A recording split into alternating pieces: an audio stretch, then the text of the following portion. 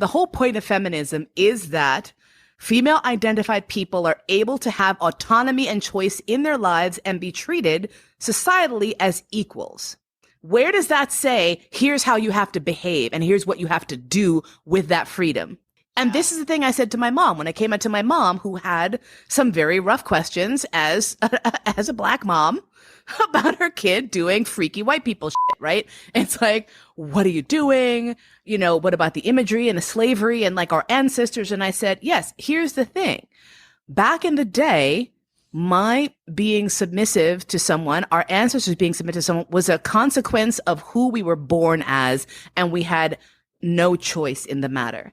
I now can do a great deal more. I don't have total freedom. I sure as don't, but I've exponentially more than did a chattel slave, 150 years ago, right?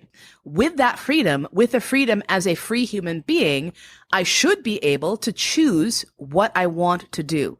And this is the same thing with feminism. In my opinion, the most feminist thing you can do is to live your life in a way that pisses off the establishment. And I think I'm doing that. Mm-hmm. Yeah. Oh, yeah.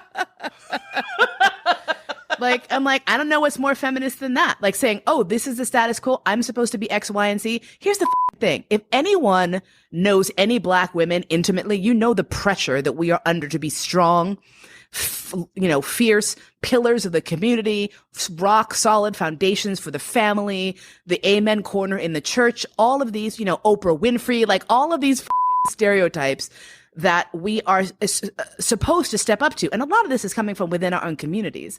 So if I am to say, you know what, all of that is awesome. What I really want actually is to be protected and held and loved by someone. I want to have space for that vulnerability. And here is where I have found it in this consensual relationship. To me, that is what feminism and freedom is about. It's about choice. It's not about you then saying you chose poorly. It's not your business. That is certainly not your goddamn business. Now, if I come into your house with that shit, then it is your business. If I'm over here doing it, it sure isn't. And if I'm sharing my story with people so that some other young African-American woman doesn't lay there in bed jerking off and then crying because she feels like shit, then my work is done. That's all it is. Because we all have dark and janky fantasies, every single person. It might not be about sex. It might be about, becoming a mass murderer. It might be about, overturning the government. I don't care what it is, but you've had them. And what we're doing is saying we're going to take that darkness and pull it out and play with it for a little bit. That's all.